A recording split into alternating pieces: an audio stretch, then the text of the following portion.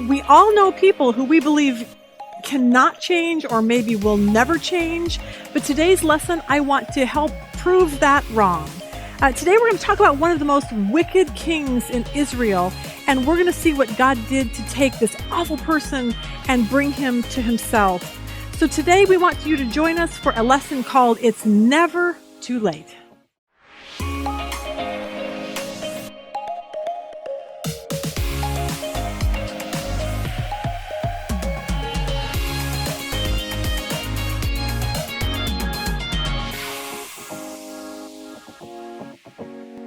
We're working through a series called Been There, Done That. And the whole goal for the series is for us to learn from people in the Bible who did good things that we want to be like them. And then we also find people who did things that were kind of stupid and we're like, yeah, we don't want to do things like that. So we're learning something from all these characters in the Bible.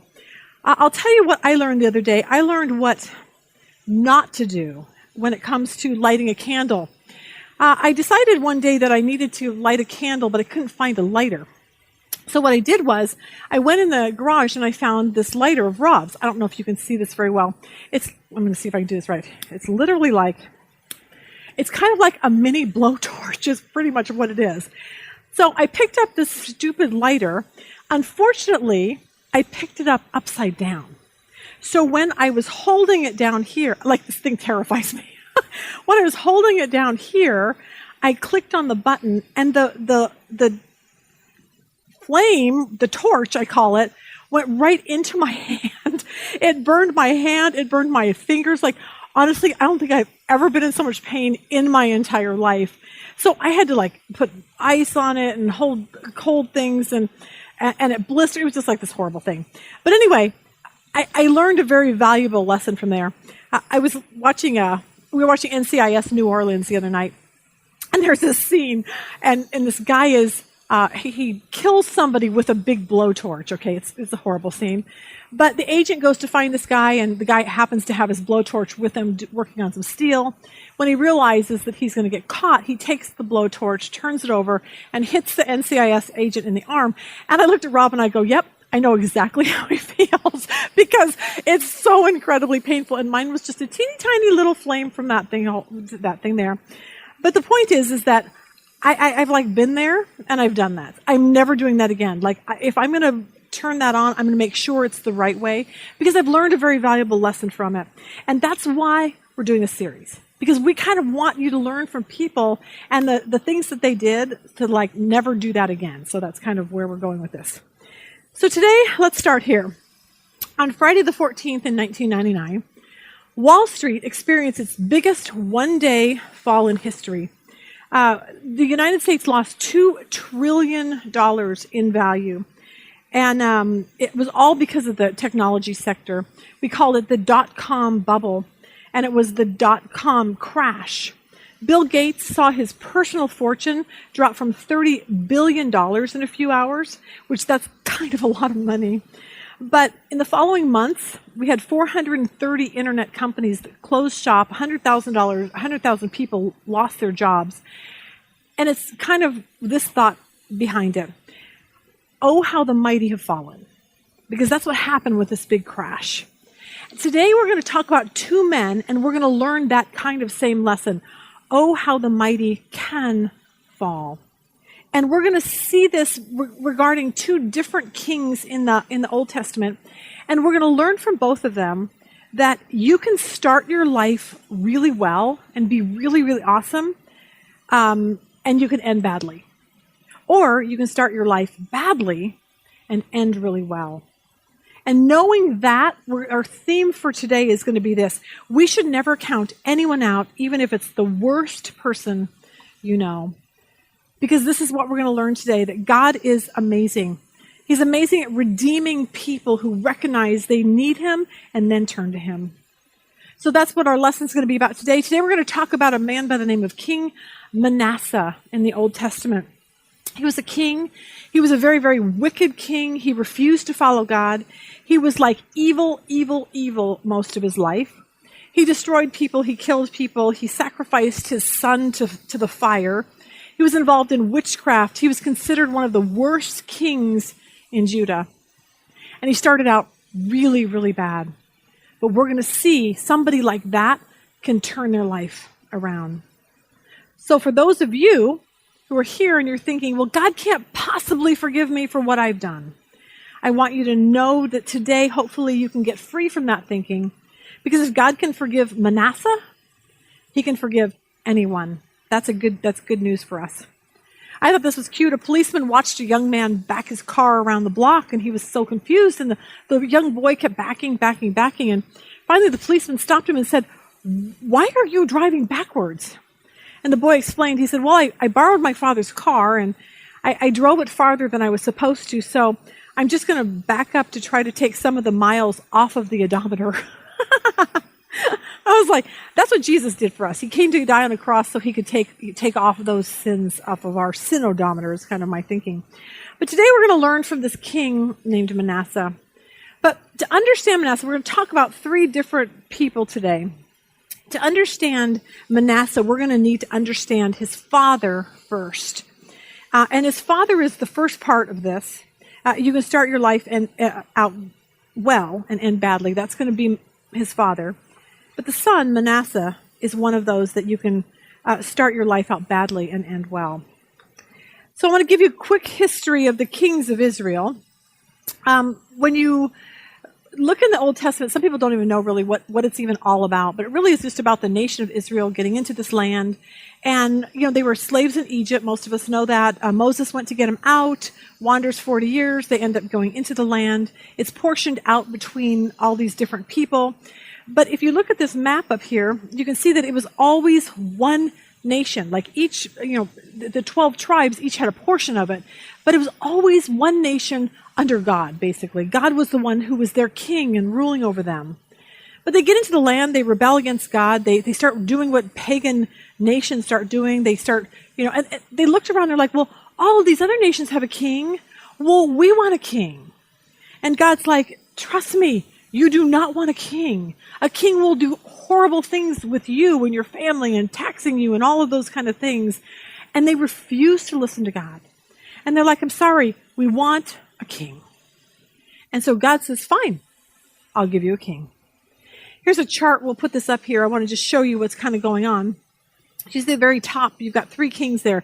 King Saul, he was the first king of Israel. Then, of course, David is the next king. Remember, we have all that where, David's running for his life from King Saul. And then we have Solomon, David's son, the wisest man who ever lived, supposedly. So we have those 3, but Solomon has a son. His name was Rehoboam, and he was a really, really bad kid. And he actually split the nation of Israel into 2. Here's a map right here. You can see that there's 10 tribes to the north. We'll call it the kingdom of Israel. And then down below, you've got the kingdom of Judah, which is 2 tribes down there. If you look at this chart again, you'll be able to see that most of these kings, in the left-hand side over there, the kings of Judah, which is the southern portion down there, you see they have a good king, bad king, bad king, bad king, good, bad. I mean, very seldom would they have a good king that would come in. But if you look at the 10 nations to the right, the 10 tribes to the north, they never had one good king. They were all wicked. So God's looking down on this nation going, what is wrong with all of this whole scenario? Because I was supposed to be king, but now it's split. It's just a mess when we don't do things what God wants us to do. But what we can see from there is that there's always been this cycle. Like a bad king comes into Israel, and then the king turns all of Israel's heart away from God. And then God sends in something to discipline the nation, whether it's a famine or maybe it's a foreign nation invading them. And then what happens is they cry out to God, and then God relieves the pressure. And this cycle goes on and on and on, hundreds and hundreds of years. But every so often, we see a good king that shows up. So we'll start here. Here we'll call him King Ahaz. So King Ahaz was a very, very, very wicked king. He was a bad king. He did some horrible, horrible stuff. And then he dies, okay? And his son right here is Hezekiah. Hezekiah is a pretty big name in the Old Testament. We look at 2 Chronicles 31:20, and it says this, "Thus Hezekiah did throughout all of Judah." Remember, he was the southern portion of this. "And he did what was good and right and faithful before his God. 2 Kings 18:5 says this, he trusted in the Lord, the God of Israel, so that there was none like him among the kings of Judah after him, nor among those who were before him. Hezekiah was one of these guys that just saw all the wickedness around. He's like, I'm not doing that. I want everyone to come back to God. And this was who he was as a person and a king. It was his job to go in and basically clean house. Clean his dad's mess up is what he made. I laughed at this. Speaking of cleaning houses, our electricity went off the other night because there was a storm, and I'm thinking, okay, what do you do? Like, there's no TV, there's no internet, there's no nothing. But here's what someone wrote. A clean house is a sign of no internet connection. I thought, well, there's nothing else to do. I guess I really could clean the house, because that's what happens when there's no internet connection. No one can do anything. How's this? The true short story of every parent. My house was clean. The kids woke up. The end. And then here's the last one. I love cleaning up messes I didn't make, so I became a mom. Okay. So all of that to tell us about Hezekiah. Hezekiah was like, I love cleaning up messes I didn't make, so I became the king of Israel. So what he did is his dad was so wicked and did horrible things, so Hezekiah came in and just revamped everything. He took down all the pagan altars and idols that his dad put up.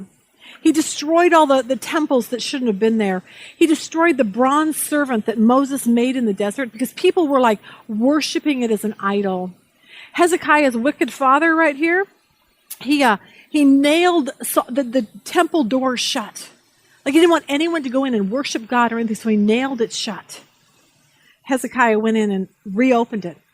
Hezekiah cleaned out the temple, reinstated the Passover. Everyone could get back to working in the temple like they should have. There was this revival in the land, and God honored Hezekiah for what he was doing. 2 Kings 18 says this, he remained faithful to the Lord in everything, and he carefully obeyed all the commands the Lord had given Moses. So the Lord was with him, and Hezekiah was successful in everything he did. He revolted against the king of Assyria and refused to pay him tribute.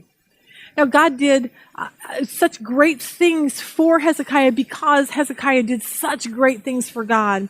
And he wanted to get Israel back on track and worshiping the one true God. But at 39 years old, Hezekiah gets really sick. And Isaiah is the prophet of the time at this particular time. If you read your Old Testament, you got Ezekiel and Isaiah and Jeremiah. These are like big name prophets. Well, Isaiah, this particular Isaiah he was there when Hezekiah was there. So he goes to Hezekiah and he said, God told me to tell you to get your affairs in order because you're going to die. Well, he's 39. He's like, I don't want to die at 39. Which made me think of the story of a florist who mixed up two orders on one really, really busy day. One arrangement was supposed to go to a new business for its grand opening. The other one was supposed to go to a family at a funeral home where someone just died. But the flowers got taken to the opposite place. So the businessman came in the next day and he said, I'm so angry. The flowers you sent me said this, rest in peace. And the florist said, yeah, well, you think you're mad. You should have seen the family who just left. The bouquet that was supposed to go to you went to them, and it said this, good luck in your new location. But here's the thing. Hezekiah doesn't want to go to a new location. Like, he wants to be on earth. He doesn't want to go anywhere else. So he begs God, and he prays to God. He's like, God, I've done so much for you. Please give me some more time. So God extended his life for 15 years. And honestly, looking back, he should have left well enough alone. He should have never prayed that prayer, because 3 years later, he would have a son over there, Manasseh. And Manasseh would be one of the most wicked kings in Israel at the time. But as weird as this was, God gives Hezekiah 15 more years, which is why I say you can always start well, like Hezekiah, and end badly. Because during those 15 years, I don't know what happened to him, but he completely stops focusing on God. He starts focusing on himself, and he becomes very prideful, and it's all about him. And look at Solomon's temple, and look at what I've done, and look at everything. I mean, this is how Hezekiah is going to spend the last 15 years of his life. And when the Babylonians, which would be our modern day Iraq, So the Babylonians, their leaders, came over to give Hezekiah a gift, whether it was a get well gift or a glad you're better gift, I'm not sure. But for some weird reason, Hezekiah suddenly thinks he's really that important. That the guys are coming from all these nations and they must think I'm all that. And so he decides to show the Babylonians around Solomon's temple. And of course, Solomon's got gold and silver and all the treasures that were in that temple. And Hezekiah was all like puffed up with pride and look at me and look at this, this whole thing. And when the prophet Isaiah heard what Hezekiah did, he said, Hezekiah, what is wrong with you? Why would you show this pagan, wicked nation all of our stuff? He said, because of what you've done, the Babylonians will come back and haul your descendants away into captivity. This was a case of you can start your life well and end really badly. We saw it with Solomon's life, the wisest, richest man. He starts out loving God, serving God. But his riches and women and pride just took over. And he ended his life just not really that spiritually great. So the lesson for us for Hezekiah's life before we get to Manasseh is this, because he's been there and done that. We need to beware. Because if they can get distracted spiritually, then so can we. We need to really, really grasp that. If someone like Hezekiah loved God and did all this stuff, if he got so distracted and prideful and walked away, so can we. We really can. So this is what we learn from Hebrews 2:1. We must pay more careful attention, therefore, to what we have heard so that we do not drift away. We have to care more and pay more attention to this. So what do? And we do this. We keep God first in your life. We have to keep God always, always at the forefront. We have to focus on him. Pray about everything. Don't try to do stuff without consulting him. Make him your highest priority. Because it's very, very easy to get spiritually lazy. And we see this with Hezekiah. I don't know why that just so shocks me. From a man who did so much for God and proved his love for God with just all the things he did for Israel. But suddenly he started focusing on his life and he started taking credit for things that God had given him. He started feeling very important. So we have to really be careful not to drift away. Because if Hezekiah can start well and end badly, you know what? So can we. But I realized something. And it's for anyone who teaches or it's a pastor or even as a parent for that matter. We can stand up here and say things like, you need to read your Bible and you need to make sure and serve and go to church and love God and love others. We can tell you all that. But if we don't want to do it, we're not going to do it. No one's going to force you or me to read our Bibles and do the things that we're supposed to do. I realize this is like going on a diet. I know I should go on a diet. I know I need to lose the 10 to 20 pounds that, I've gained since I started teaching. I know Dr. Pepper is not good for me. This morning, I got on this kick. Normally, I would always, I had this thing with Dr. Pepper. I would have one a day, and it would be, if I went out to lunch, I would drink a Dr. Pepper at lunch. We blame everything on COVID, but now I blame this on COVID, okay? I normally didn't even keep Dr. Pepper at the house. Well, Rob brought in all this Dr. Pepper because he knew, of course, I needed it. And so now it's in the house all the time. I went from one at lunch to every morning, whenever I leave the house, I drive through Burger King. And they know me. And it's hi, can I have my Dr. Pepper? So this morning I'm on my way to Bible study and I'm thinking, so I drive through and I looked at the girl and I said, you know those people that are at the bar and the bartender knows that they're drinking too much and the bartender has to stop them? I'm like, you need to just stop me. You need to say, stop it, Lisa. Stop drinking Dr. Pepper first thing in the morning. But I know it's not good for me. I know M&Ms are not that healthy. I know I should eat more fruits and vegetables. But here's the bottom line. I don't want to. I really honestly don't. And what's the root to that? I don't know. It just isn't honestly that important to me. I want to be able to eat. I want to be able to enjoy life without worrying about calories. I don't know. Maybe it's just as I get older, that's just the way it is. There was this lady, Barbara. She's eating lunch with her friend Janet. Barbara is scowling at Janet because she was watching her eat a lot. So Barb was eating, Janet was eating her second piece of like chocolate cake, and Barb looked at her and said, I thought you said you were counting calories. And Janet said, I am. And so far after this cake, I've made it to 7,750 calories. A woman noticed her husband standing on the bathroom scale, sucking in his stomach, and she laughed at him, and she goes, that's not going to help. And he goes, no, seriously, it does. It's the only way I can see the numbers. So I get it. Okay, I totally get it. But the bottom line is I just don't even care that much anymore. I don't know what's wrong with me. But that's fine. It's fine when it comes to eating or dieting or whatever. Here you go. It is not fine when that comes to our relationship with God. Like when it comes to our relationship with God, we can't have that kind of, whatever attitude. Like we have to be diligent to always, always keep God first, or we're going to end up like Hezekiah.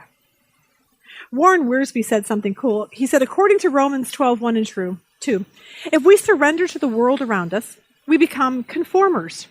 But if we yield to the Holy Spirit and dare to be different, we become transformers, and God uses us to accomplish his will. See, that's what we need to realize. As followers of Jesus, he expects us to make a difference. Like that's just kind of our job. And so in life, we have a choice to become conformers to the culture or to be transformers where we can transform the culture. And so here's the question that you need to answer for yourself. Are you a conformer or a transformer? It's real simple. Like, do you conform to the world, or are you out to transform the world with the love of Jesus? Because here you go. Hezekiah started out a transformer and ended his life a conformer. And I don't know why Hezekiah's life is so shocking to me. But what we learn from his life is that it is so easy to just stop, forget God, stop thanking him, stop, giving him all the credit for everything he's given us. We need to thank him for our job, our talent, brains, kids, grandkids, homes, parents, food on the table. I have this really cool blanket that I sleep with at nighttime. I get in bed and I put the blanket over me and I say, Dear Jesus, thank you for my blanket. Like, I don't deserve this blanket. I know I don't. It's the coolest blanket in the whole world. I know it, but I don't for one minute think like, well, I deserve this blanket and I bought it. And I don't. I'm just like, God, thank you for someone making this blanket so I can enjoy it. But see, we all have blessings in our life to be thankful for, not to be prideful over. And we need to be very careful not to drift away, because if Hezekiah did, that's a good indication that we can too. So during Hezekiah's 15 years that he was able to live extra, he has a son. Here you go. Hezekiah is going to die. And now we'll have his one son, Manasseh. Manasseh ended up being very, very wicked. But I started thinking, why would that be? And then something hit me. Manasseh's like 12 years old when his dad dies. So what I'm thinking is that Manasseh saw his father those last 15 years where he was prideful and where he was all these things. He never saw his dad the time before when he was like loving God and serving God and cleaning out the temple and or putting things back in the temple the way they were supposed to be. And so Manasseh was raised with a father that maybe seemed a little, maybe hypocritical. I don't know. And when we see hypocritical people who claim to be Christians, and then we're like, I don't want your God. It doesn't make sense. There's two things that are going on. You say you love God, but then you're doing this. It's like Facebook. It's like you see those people who write verses and you see them in church raising their hand, but then the next picture is them at a party where they're totally drunk. Or you see them writing a verse, and then the next one's like, hey, look at the apartment that my boyfriend and I just moved into. And then people get confused and they're like, what? Like, I thought Christians were supposed to act one way, and then there's this mixture and they're all confused. And that really could have been what was going on with Manasseh. Like, maybe he really honestly didn't see his dad at the time when he was, doing the things for God that he was supposed to. So Hezekiah dies, and Manasseh's now 12, and he's going to be the next king. Now, at 12, I'm sorry, I have a 12-year-old grandson. He's not going to be president of the United States. I guarantee you he could never do that at 12. I don't think anyone can. So at 12, I'm assuming that he couldn't rule until he actually got older. So I'm also going to assume his mother was probably making a lot of decisions, or the people that were surrounding him. But I think that the people that were surrounding him are people that did not like Hezekiah's reforms. They didn't want Hezekiah to open the temple. They didn't want Hezekiah to bring God back in. They loved their sin. They loved their wickedness. So at 12 years old, imagine all the negative stuff about his dad that Manasseh was hearing. So it kind of makes sense, like, oh, well, I see why he's wicked, because he's not getting any good counsel from anyone. It's kind of like a really ugly divorce, where you've got mom saying, Dad did this, and dad going, Mom did this, and the kid's like, I don't even know what to believe anymore. We were watching, I don't know, we're on the Hallmark thing right now, just because, I don't know, but there's nothing else to watch. We're watching this show called Cedar Cove, and she's a judge in a small town, and so there's this couple that comes to them with, they want to get a divorce, but they have 2 kids. But it's so funny because they would show a scene of these 2, the husband and the wife, this one scene. So the husband's viewpoint of this was this. I get home, and my wife's not there, and the house is a mess, and the kids aren't fed, so I fed them, and I did their homework with them and all that. That's his side of the story. She's looking at him, and she goes, that's not true. I come home, the house is, a mess. He's not doing anything. He doesn't cook. He doesn't clean. He doesn't help. He's just screaming and yelling at me. Okay, so the judge is looking at him like, I don't know who to believe because you 2 are just nutcases. But you see what I'm saying? So the mom's saying, Dad did this, and the dad's going, Dad did that. And the kids are just stuck in the middle going, I don't even know who to believe anymore. So I always laughed. This is how she ruled. She said, well, since you 2 are pathetic, she said, what I'm going to do is I'm going to basically give the house to the kids. And the mom can come in and stay with them 2 weeks, and then she goes and does something else, and the dad can come stay with them 2 weeks, and that's how she ruled. And I thought, that's kind of actually brilliant. But my feeling is kind of like that with Manasseh. Like he's hearing all of these things that probably were not even true about his dad. And so maybe he's being taught that we need to bring back all the old stuff, the sin, the bad stuff. And maybe he started thinking that that was right. I really don't know, but that's kind of my thinking, because I don't know how somebody can become as wicked as he does. So Manasseh takes the throne, and he starts in with doing everything bad. He rebuilds these shrines. He violates all the laws and customs of the Jews. This is horrible, he turns Solomon's temple, big, beautiful Solomon's temple, into a place for false religions and false gods. He sets up an image of Baal in the temple. He sets up a pillar honoring the goddess Asherah, which is the deity of like sex and war, erects it at the temple's entrance. Tents and booths for prostitutions were set up in sacred areas. Adoration of the stars were encouraged. Assyrian astrologers, soothsayers, wizards were all employed at this time. Manasseh practiced witchcraft. He reinstated the celebration of Molech, which means they would sacrifice people to this god and they would burn them up in the fire. It was horrible. He initiated a blood purge of the prophets. 1,000 prophets he killed. And these were people who loved God. I mean, we're talking wicked. Tradition says that Isaiah, the prophet Isaiah, was murdered by Manasseh, hacked with a wooden saw. I don't know that you can get much more evil than that. 2 Kings 21:11 says this, King Manasseh of Judah had done many detestable things. He is even more wicked than the Amorites who lived in this land before Israel. So that means he was really bad. He caused the people of Judah to sin with his idols. So my question is this today. How do you come back from that kind of evil? How do you come back from something that's so bad and ever get right with God? Because God has ways of doing that. Because Manasseh led Israel away from God, God said, all right, I'm all done. I'm all done with all of you. Look at 2 Kings 21, verse 13. He says, I will judge Israel by the same standard I used for Samaria and the same measure I used for the family of Ahab.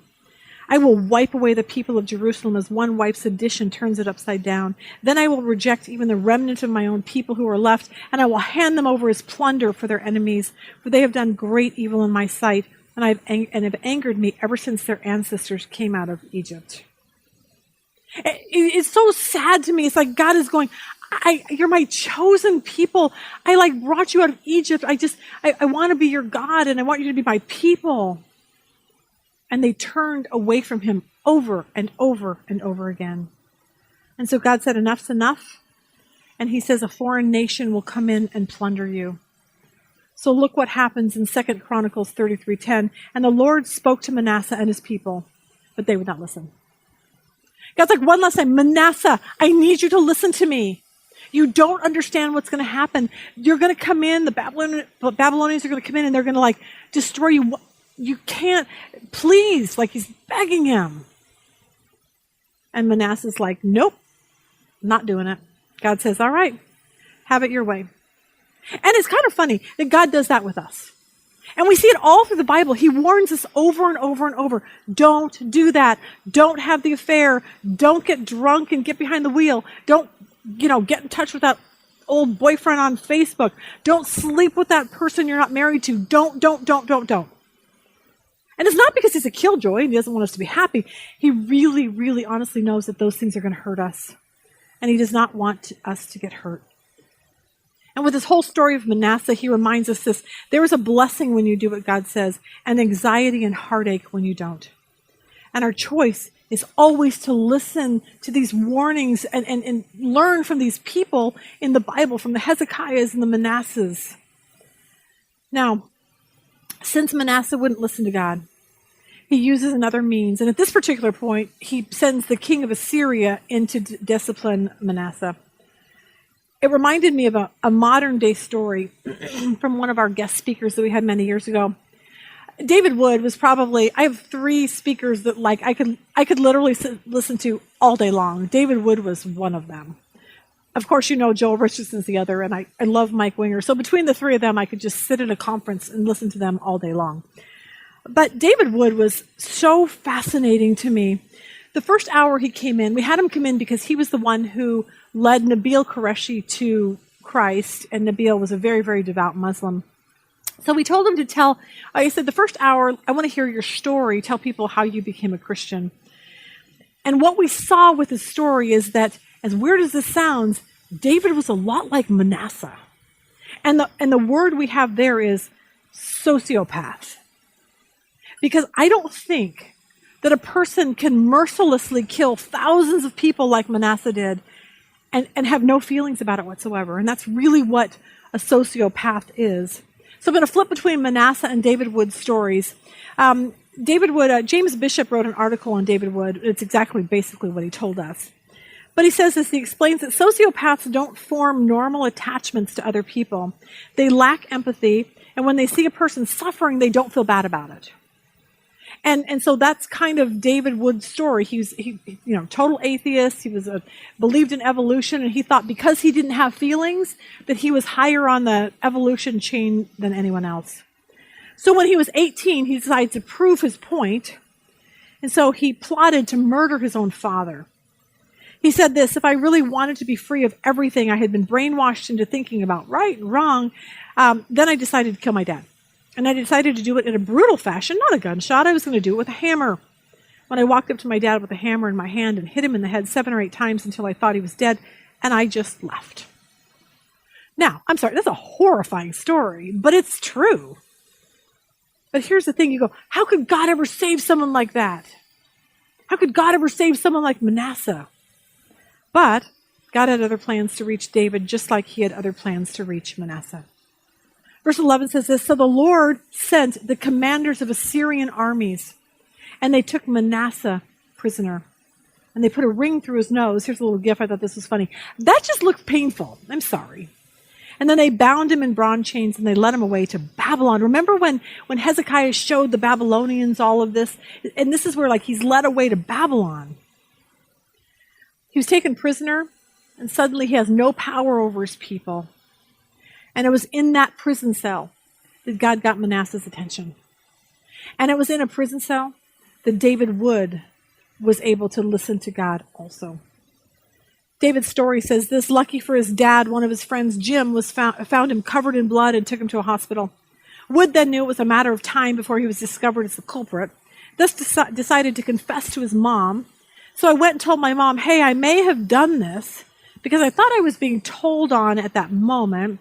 But instead of taking me to the police, she took me to a psychiatric hospital. They made a report based on the time I was there to be antisocial personality disorder. Subsequent to him spending time in the psychiatric hospital and undergoing psychiatric tests, he would be sentenced by a judiciary. Since my dad survived, I was convicted of malicious wounding. I was sentenced to 10 years in prison. I think when Manasseh, flipping back to Manasseh's story, I think when he was in prison, he began looking over the mess he made of his life. I wonder if he started remembering his father, Hezekiah, and he started remembering Hezekiah's God. And Manasseh must have had a long time to think, and I bet he started seeing the emptiness of his life and maybe his sin, maybe all the memories of all the people that he murdered over all these years. You could just hear their screams. And it was at that place that he reached out to God. And he did something that all of us have to do if we want to have a relationship with him. 2 Chronicles 33:12 says this, "But while in deep distress, Manasseh sought the Lord his God and sincerely humbled himself before the God of his ancestors." Isn't that so amazing? Like, it's this great story. Something miraculous happened in the life of Manasseh. And it's a reminder that you can start your life badly and end well. Because imagine that. Manasseh, this horrible king, turns to God at the end of his life. Some of you, like we said at the beginning, are just overwhelmed because of something you did in your past. And today I want you to see that if God can forgive everything Manasseh did, whatever you did, I'm sure was nothing compared to that. But more good news and hopeful news to those of you that are parents or grandparents. You've raised your kids to know Jesus. You took them to Sunday school. You taught them the Bible. But then your kids went off to college and they quit going to church and they never came back. And the point to today's lesson is this. It's never too late. Never. There's someone Cheyenne knows that knew in high school. And I have this plaque on my wall in my office that says it's never too late for miracles to happen. And every time I see it, I pray for this person. And it's someone that you would think God could never save. And I'm like, God, I know you can save them. I know you can, and I'm praying for it. And this just gives me hope. But Dr. O.S. Hawkins wrote this. He says, "For years, a beautiful antique table graced his entryway of his home. He said, but when he first saw it, there was nothing of beauty about it. There was only a promise of beauty. He got this table 40 years before at an auction at a little farming community. He said this little table sat like in this barn and chickens roosted on it and greasy tools, sat on it. He said it was filthy and it was flimsy, and when the auctioneer actually called its number, no one made a bid on it, so he did. He bought it for a couple dollars. And then he took it to someone who stripped it away, and he took it from bare wood and restored it to the thing of beauty that it used to be. He said today that table is one of the most cherished possessions and conversation pieces. And it's like the man who restored this table. This is what God does. God himself is in the restoration business. Sometimes people have to get to the end of the rope to be just so filled with all the grease and the chickens roosting on or whatever it takes. They have to get to their very lowest until they start looking up. And it was in prison, just like Manasseh, that David Wood did the exact same thing. He met a guy in prison. His name was Randy. David said he proved to be unlike any other Christian that he had ever met. They built a relationship. They started arguing because, of course, David was the atheist, whatever, and this guy was a Christian. So he realized that David says, I couldn't, come against him because I didn't know the Bible. And so the best thing that David thought he could do was to just open the Bible and start reading it, so he had some way to counter his friend Randy. But as a result of reading the Bible, David started to consider the Bible and really basically said he became so impressed with Jesus. He notes that this challenged his atheism, and everything in the Bible challenged what he believed. So he said this. He said, I went from thinking that I was the best person in the world, which is probably how Manasseh felt, to thinking that I'm the worst person in the world, which is where Manasseh had to get to. The question came up, either I'm stuck like this, or there is someone out there that can deal with this. Who out of anyone had the ability to change, radically change, severely messed up people? See, David knew he was severely messed up, and I bet Manasseh began to realize that he, too, was severely messed up. He says it's Jesus or it's nothing. It's Jesus or there's just no hope. He said, so I bowed down and I prayed and I said, God, I don't know if I'm going to believe in you tomorrow, but I believe in you right now. If you can do anything with me, you're welcome to it. He said, when I sat up, the whole world looked different. It looked like I was in a different place. It looked like I was a different color. It was a different color. I didn't know if this was just something weird going on, but I didn't want to hurt anyone at that point. Soon an amazing calm. It felt like I had been physically nonstop brawling all my life, and I finally could sit down and just rest. See, just like Manasseh, David Wood humbled himself before the Lord in prison. Back to Manasseh, verse 13, and when he prayed, the Lord listened to him, was moved by his request, so the Lord brought Manasseh back to Jerusalem and to his kingdom, and Manasseh finally realized that the Lord alone is God. That's like the coolest story. And what happened to Manasseh is just a true reminder that God can change and redeem anyone. It's like the greatest news ever. But here's what we see from Manasseh and from David Wood, that when you give your life to Jesus, everything changes. It has to. Timothy Keller says this, Christianity isn't something you add. It is an explosion that changes everything you had. To follow Jesus as a disciple is a complete paradigm shift, not just an added ornament on an otherwise normal life. It's a new way of life because it's a new way of seeing, of thinking, and of being. See, when someone is serious about their decision to follow Jesus like David Wood was, or to follow the one true God like Manasseh did, everything changes. You start living differently. You start proving your faith by your actions. You make different decisions. You make different choices. You're not the same person that you used to be. For Manasseh, look what happens. They let him go. Now, what's so weird about this is, why would they let him go? Because God is in it. They let him go. It's a miracle they didn't just hang him in the city square. But they let him go back to Jerusalem. And look at verse 14. After this, Manasseh rebuilt the outer wall of the city of David, the west of the Gihon Spring and Kidron Valley to the Fish Gate, and continuing around the hill of Ophel. He built the wall very high, and he stationed his military officers all of the fortified towns of Judah. Manasseh also removed the foreign gods and the idol from the Lord's temple. Everything he did, he reversed it. He tore down all the altars he had built on the hill where the temple stood, and all the altars that were in Jerusalem, and he dumped them outside the city. And then he restored the altar of the Lord and sacrificed peace offerings and thanksgiving offerings on it. He also encouraged the people of Judah to worship the Lord, the God of Israel. See, it's just this great story of this mass murderer, an evil man that God completely saved. And it is just a reminder that God really can save anyone, even that person that you would never believe God would or could. I have a list of people in my journal that are like Manasseh. People I know that God can save. I just can't imagine that he really actually ever will. And I would say that's just a lack of faith on my part. But then when I read these stories about Manasseh, I'm like, oh my gosh, God, you really can save them. But here's what we know is that just like Manasseh, David Wood, just like anyone else, has to repent. They have to turn away from their sin. And that's what we learn from both of these guys, because once David Wood decides to turn his life and repent, look at what he has to do. For Manasseh, it's going and taking all the idols down. But for David, it says this. Even though David gave his life to Jesus, he was still left knowing he had bludgeoned his father with a hammer. While I was in prison, I thought it would be bad to actually confess because my dad, again, had no recollection. But I'm a Christian now. And I can't spend my entire life saying I haven't done something that I've done. So he penned a letter in which he laid everything out to his dad. And he came to see me the first chance. He said, it was okay. And he forgives me. He told me, I really didn't think you did it. And so for him to hear all of that at once and still forgive me, it's just amazing stuff. David Woods went on after he got out of prison. He said this, he said, between jail and prison, I was locked up for a little over 5 years. I got out of prison in 2000, started college immediately. I started arguing with a young woman who was an agnostic.